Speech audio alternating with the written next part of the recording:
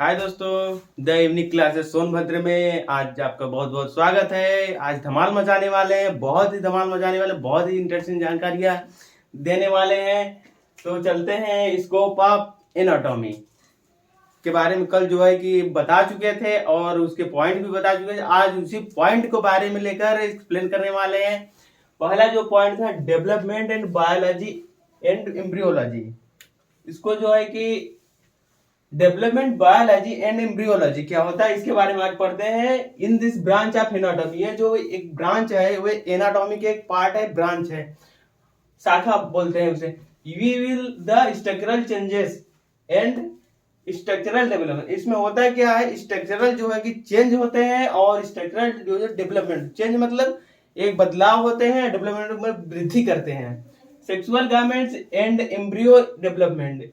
Garments मतलब युग्मक होते हैं, युग्मक। और एम्ब्रियो डेवलपमेंट, जो एम्ब्रियो होते हैं उसको जो वृद्धि करते हैं, डेवलपमेंट करते हैं। और ये जो है सीक्वेंस है, क्रमबद्ध तरीके से होते हैं। Development of embryo etch garments tube and formation and zygote.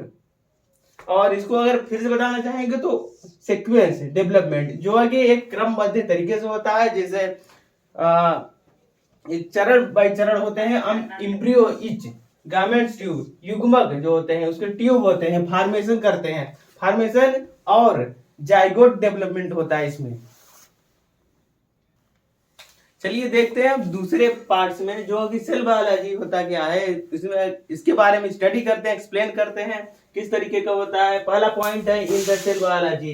ये जो सेल है बायोलॉजी में आता है। और we will study about structural change, यानी कि इसमें जो होता है स्ट्रक्चरल चेंज होता है और एंड स्ट्रक्चरल डेवलपमेंट होता है ऑफ सेल ड्यूरिंग।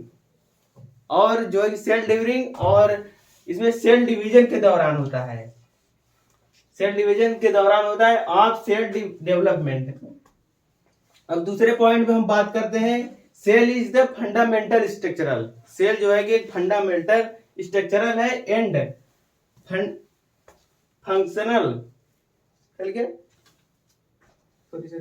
स्क्रिप्ट करिए।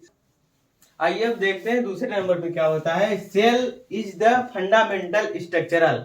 सेल जो है कि एक फंडामेंटल स्ट्रक्चरल, जो उसके आवरण है, जो उसके आकार है, और functional unit of living things. ये जो है कि functional of living unit, living things जो है कि हमेशा जीवित में होता है। ठीक है, चलिए अब तीसरे नंबर पे बात करते हैं स्कोप ऑफ एनाटॉमी के। हिस्ट्री, हिस्ट्री क्या होती है और उसके बारे में देखते हैं। पहला पॉइंट है history is the study of structural changes and structural development of tissue. जो टिश्यू के जो डेवलपमेंट होते हैं, स्ट्रक्चरल डेवलपमेंट होते हैं और स्ट्रक्चरल चेंजेस होते हैं, तो उसके बारे में बताया जा रहा है इसमें। और दूसरे पॉइंट में जो होता है एक ग्रुप ऑफ सेल, जो सेल का जो समूह होता है वो जो सिमिलर टाइप का होता है, एक समान तरीके का होता है, हैविंग सिमिलर स्ट्रक्चर, यानी कि उसके जो बनावट होते हैं वो एक समान तरीके के होते हैं। और and together to perform person, यानी कि जो परफॉर्म करते हैं, गुण रखते हैं, एक दूसरे के समान रखते हैं। जो जितने सेल होते हैं एक समान गुण वाले होते हैं। चलिए अब देखते हैं स्कोप ऑफ एनाटॉमी में 4 नंबर की बात होती है। अब 4 नंबर में जो है कि ग्रॉस एनाटॉमी के बारे में बात करते हैं, देखते हैं इसमें क्या है। In the gross anatomy we will deals with the structural of body. जो बॉडी के स्ट्रक्चरल जो होते हैं, जो बनावट में संरचना होते हैं, उसके बारे में बात कर रहा है। और that are usual naked eye, यानी कि जो है कि हम नेकेड आई साधारण आंख से नहीं देख सकते हैं, इसलिए so it is also called microscopy, जो कि हम माइक्रोस्कोपी का सहारा लेते हैं इस एनाटॉमी में। चलिए अब बात करते हैं स्कोप ऑफ एनाटॉमी में 5 नंबर में जो है टोपोप्लाज्मिक होते हैं। टोपोप्लाज्मिक देखते हैं क्या है। In the branch of anatomy, ये जो ब्रांच है एक एनाटॉमी का ब्रांच है। We will discuss about learning structure, यानी कि उसके स्ट्रक्चर के बारे में पढ़ते हैं। किसके स्ट्रक्चर के बारे में, आइए जानते हैं। ऑफ द बॉडी पार्ट, जो बॉडी के पार्ट होते हैं उसके बारे में पढ़ते हैं, स्ट्रक्चर कैसा होता है। Profession present on the skin, ये जो है कि स्किन का पार्ट होता है, स्किन के बारे में स्टडी करते हैं, लर्निंग करते हैं, जो कि स्किन में प्रेजेंट होते हैं। अब स्कोप ऑफ एनाटॉमी में बात करते हैं 6वें नंबर पे, जो कि रेडियोग्राफी एनाटॉमी है। चलिए देखते हैं रेडियोग्राफी एनाटॉमी में क्या होती है। स्टडी ऑफ एनाटॉमिकल स्ट्रक्चर, जो है कि इसमें जो है कि एनाटॉमिकल स्ट्रक्चर के बारे में पढ़ते हैं। उसके बाद बाय यूजिंग रेडियोग्राफी टेक्निक, जो रेडियोग्राफी की टेक्निक होती है उसको यूज करते हैं। आगे चलिए बताते हैं कि मतलब रेडियोग्राफी किस पे काम करता है। Is a non as radiography anatomy, इसको अगर सरल भाषा में बोलेंगे तो रेडियोग्राफी जो होती है एक एक्सरे बेस्ड काम करती है। और दूसरे पॉइंट पे हम देखते हैं क्या निकल के आता है। In this procedure x-ray are use for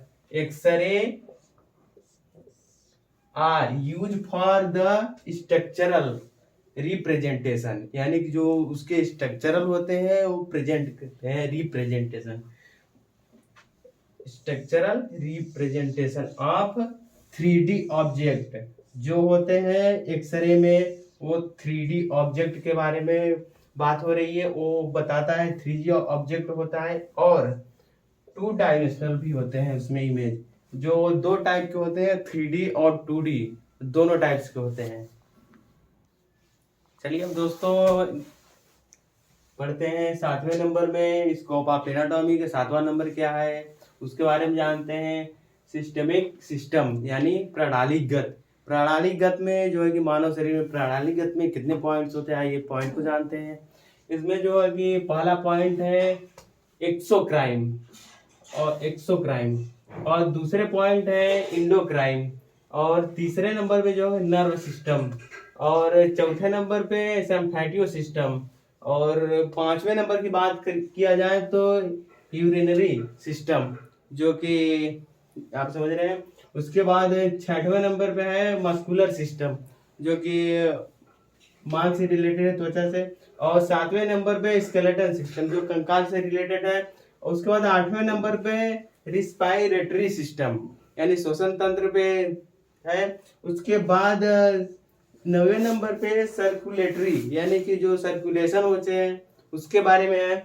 उसके बाद 10वें नंबर पे जो है डाइजेस्टिव सिस्टम, जो कि पाचन क्रिया के बारे में, पाचन तंत्र के बारे में। उसके बाद 11 नंबर पे जो है रिप्रोडक्टिव सिस्टम, जो कि मानव का जननांग तंत्र है, रिप्रोडक्टिव ऑर्गन्स है उसके बारे में। और इनके ये जो 7वें नंबर में जो 11 पॉइंट है, इनके बारे में अगर डिटेल से जानना है तो लाइक और कमेंट जरूर करिएगा। धन्यवाद।